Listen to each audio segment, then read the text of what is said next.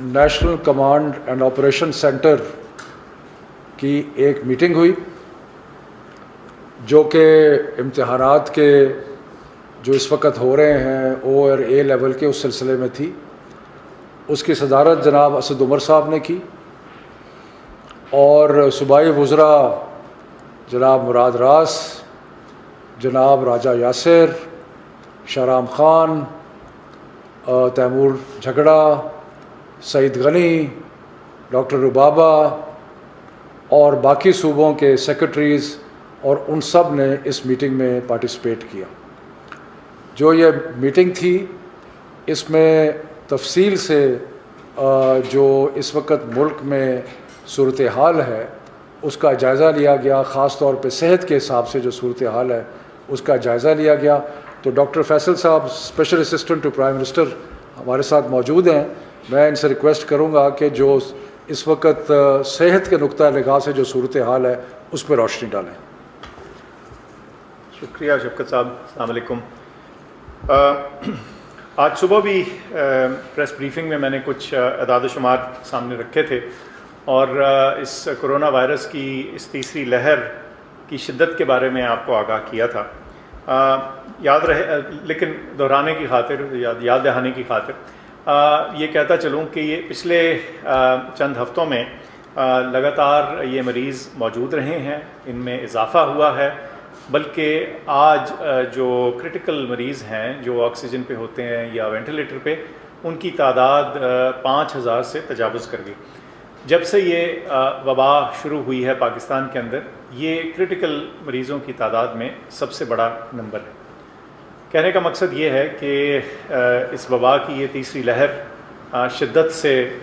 موجود ہے اور اس کے نتیجے میں این سی او سی میں اور این سی سی کے بڑے فیصلے کے ذریعے زیادہ اسٹرکٹ کمپلائنس، یعنی زیادہ جو ہماری ریسٹرکشنز ہیں ان کے اوپر زیادہ سختی سے عمل درآمد کے لیے بہت سارے اقدامات کیے گئے ہیں. بلکہ شاید آپ کو معلوم ہو کہ گزشتہ روز مردان میں تو لاک ڈاؤن کر دیا گیا اس لیے کہ وہاں کی جو پازیٹیوٹی کی شرح تھی وہ بہت زیادہ تھی. اس صورتحال میں آپ کو بتانے کا مقصد یہ تھا اور یہ دہرانے کا مقصد تھا جو میں صبح بھی ذکر کر چکا ہوں کہ بیماری کی شدت نہ صرف تیز ہے بلکہ پچھلے کچھ عرصے میں اس میں اضافہ بھی ہوا ہے اور اس کا جو ہیلتھ سسٹم کے اوپر پریشر ہے وہ خاصا زیادہ ہے. تو اس پس منظر میں کچھ فیصلے کیے گئے جس کے بارے میں شفقت صاحب آپ کو بتائیں. جب سے یہ وبا شروع ہوئی ہے پاکستان کے اندر، یہ کرٹیکل مریضوں کی تعداد میں سب سے بڑا نمبر ہے. کہنے کا مقصد یہ ہے کہ اس وبا کی یہ تیسری لہر شدت سے موجود ہے اور اس کے نتیجے میں این سی او سی میں اور این سی سی کے بڑے فیصلے کے ذریعے زیادہ اسٹرکٹ کمپلائنس، یعنی زیادہ جو ہماری ریسٹرکشنز ہیں ان کے اوپر زیادہ سختی سے عمل درآمد کے لیے بہت سارے اقدامات کیے گئے ہیں. بلکہ شاید آپ کو معلوم ہو کہ گزشتہ روز مردان میں تو لاک ڈاؤن کر دیا گیا اس لیے کہ وہاں کی جو پازیٹیوٹی کی شرح تھی وہ بہت زیادہ تھی. اس صورتحال میں آپ کو بتانے کا مقصد یہ تھا اور یہ دہرانے کا مقصد تھا جو میں صبح بھی ذکر کر چکا ہوں کہ بیماری کی شدت نہ صرف تیز ہے بلکہ پچھلے کچھ عرصے میں اس میں اضافہ بھی ہوا ہے اور اس کا جو ہیلتھ سسٹم کے اوپر پریشر ہے وہ خاصا زیادہ ہے. تو اس پس منظر میں کچھ فیصلے کیے گئے جس کے بارے میں شفقت صاحب آپ کو بتائیں. شکریہ ڈاکٹر فیصل. جیسے ڈاکٹر صاحب نے کہا کہ جو ہم نے آخری میٹنگ این سی او سی میں کی تھی 18 اپریل کو اور جس میں یہ فیصلے کیے گئے تھے کہ امتحانات کا سلسلہ جو ہے وہ جاری رہے گا، اس دن سے لے کے آج تک ایک 27 اپریل تک بہت تیزی سے بیماری میں اضافہ ہوا ہے. تو اس لیے کیونکہ شاید ہم ایک ایسی صورتحال کی طرف بڑھ رہے ہیں جہاں پہ ہمیں مختلف ایریاز کا جہاں زیادہ انفیکشن ہے اس کا لاک ڈاؤن کرنا پڑے، تو لہٰذا ایک فیصلہ جو کیا گیا اور یہ فیصلہ متفقہ طور پہ سارے وزراء اور چیئرمین اسد عمر کی صدارت میں یہ فیصلے ہوئے کہ مڈ جون تک، یعنی کہ 15 جون تک سارے کے سارے امتحان جو ہیں وہ کینسل ہو جائیں گے، یعنی کہ آج سے لے کے 15 جون تک کوئی بھی امتحان جو ہے نہیں ہوگا۔ اس کا مطلب یہ ہے کہ جو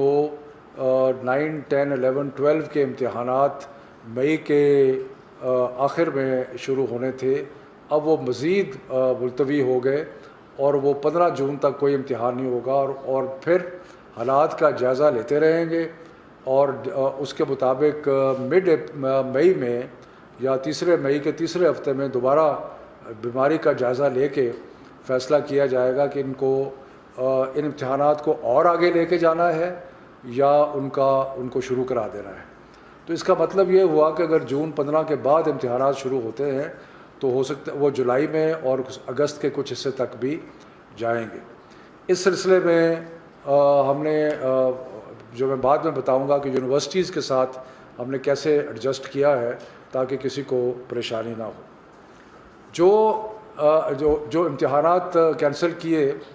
او لیول کے امتحانات جو ہیں وہ اب اکتوبر نومبر کے سائیکل میں ہوں گے، اور اسی طرح جو اے اور اے ایس کے امتحانات ہیں وہ اکتوبر نومبر سائیکل میں ہوں گے، اور جو پاکستانی یونیورسٹیز میں جانا چاہتے ہیں بچے، ان کے لیے ہم انشور کریں گے کہ جنوری تک ایڈمیشنز جو ہیں وہ ہوتی رہیں تاکہ بچوں کو ایڈمیشن میں اور یونیورسٹیز میں جانے کے کوئی پرابلم نہ ہو۔ لیکن یہ سب کچھ کرنے کے باوجود ایک ایسا طبقہ رہ جاتا ہے بچوں کا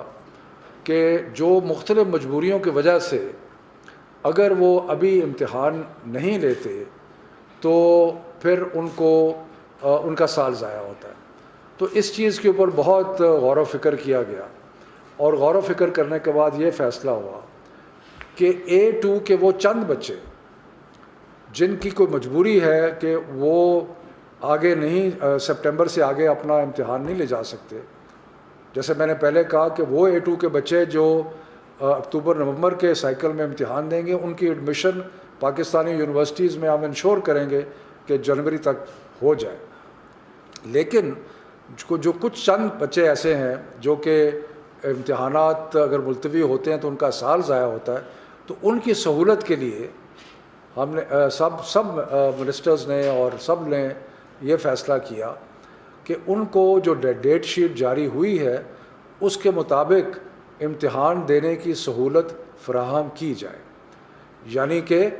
ان کی سہولت کے لیے یہ خیال رکھنے کے لیے کہ ان کا سال ضائع نہ ہو، جو بچے ابھی ضروری ہے جن کے لیے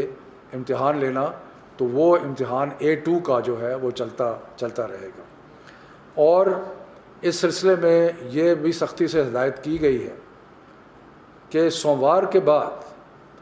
کسی وینیو میں 50 سے زیادہ لوگ نہیں ہوں گے۔ اس کے لیے ہم نے ریکویسٹ کی ہے کہ جو سکولز ہیں ان کو وینیو بنایا جائے، یا جو ایگزسٹنگ وینیوز ہیں ان میں تعداد کم کی جائے اور 50 تک لے کے آیا جائے، تاکہ جو چند ہزار بچے امتحان، میں یہاں پہ کہتا چلوں کہ جو ٹوٹل A2 کے بچے ہیں وہ تقریباً لگ بھگ 20,000 کے قریب ہیں، ان میں سے بیشتر تو ایسے ہوں گے جنہوں نے پاکستانی یونیورسٹی میں جانا ہے، ان کے لیے ہم فیسیلیٹیٹ کر رہے ہیں کہ وہ اکتوبر نومبر میں امتحان دیں اور جنوری میں پاکستانی یونیورسٹیز میں داخلہ ہو جائے۔ لیکن وہ اس کے بعد جو تھوڑے بچے بچتے ہیں جن کی کوئی مجبوری ہے، تو ان کے لیے جہاں پہ امتحانات ہوں گے وہاں 50 سے زیادہ بچہ نہیں ہوگا، اور اس کے باہر، کیونکہ کل ہم نے دیکھا کہ باہر تھوڑا سا جمگھٹا ہوا، باہر وہاں پہ لا انفورسمنٹ ایجنسیز تعینات کی جائیں گی تاکہ وہاں پہ کوئی جمگھٹا اور ایسا مسئلہ جو ہے وہ نہ ہو۔ یہ مشکل وقت ہے، اور مشکل وقت میں کوئی بھی فیصلہ آسان نہیں ہوتا۔ اس سے یقیناً بہت سارے والدین کو تسلی ہوگی کہ بچے جو ہیں وہ ان دنوں میں جب کہ کووڈ ہے بڑے زوروں پہ، تو وہ امتحانات کے لیے نہیں جائیں گے، اور جن کی مجبوری ہے ان کا بھی ہم نے بندوبست کیا ہے۔ تو یہ ایک کلیکٹیو اسپرٹ میں ہم نے جو بہترین سمجھا ہے بچوں کی مستقبل کی خاطر، وہ ہم نے فیصلہ کیا ہے۔ اگر زیادہ تر بچے جو ہیں، اور جیسے پہلے کیمبرج اعلان کر چکا ہے کہ جو بچے اکتوبر نومبر میں جو ملتوی ہو رہے ہیں کوئی ایکسٹرا چارج کوئی ایکسٹرا فی جو ہے وہ نہیں لی جائے گی، اور مختلف اور بھی کنسیشنز دیے ہیں وہ بھی سارے اپلیکیبل ہوں گے۔ تو یہ صورتحال ہے، اور اس میں اب یہ ہے کہ ہم جو مڈ میں ویسے تو عمومی طور پہ تقریباً روز صحت کی حالات کا جائزہ لیتے رہیں گے، لیکن ایک فارمل ریویو جو ہے وہ 15 مئی کے بعد ہوگا، جس میں ہم دیکھیں گے کہ آگے کیا صورتحال ہے۔ ڈاکٹر صاحب آپ کچھ ایڈ کرنا چاہتے ہیں؟ شوکت صاحب بس اتنا کہ یہ جو کل تعداد تھی اس اے او لیول کی، یہ تقریباً 85,000 بچے تھے جنہوں نے مختلف اوقات میں مختلف دنوں میں امتحان دینا تھا۔ اس میں سے اب یہ کم ہو کے 21,000 رہ جائیں گے، اگر وہ تمام بھی دینا چاہتے ہیں بچے امتحان، لیکن جیسے شفقت صاحب نے کہا کہ اس کی تعداد فردر کم ہو جائے گی، کیونکہ جن کو یہ فیسلٹی یا ایک جو پاکستان کے اندر جو ایڈمیشنز ہیں وہ آگے چلی جائیں گی تو یہ آپشن ان کے پاس آ جائے گی۔ اور جو امتحان دے بھی رہے ہوں گے وہ جو ہماری ایس او پیز ہیں اس کی بہت اسٹرکٹ کمپلائنس وہاں انشور کی جائے گی۔ کسی بھی ایک سینٹر کے اندر یا ایک کمرے کے اندر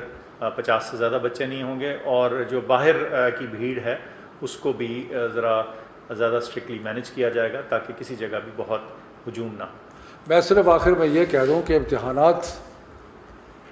بہت ضروری ہوتے ہیں بچوں کے لیے، اس لیے کہ ایک جو مسلسل پڑھائی اور محنت اور وہ سب کچھ ہوتا ہے، اس کا آخری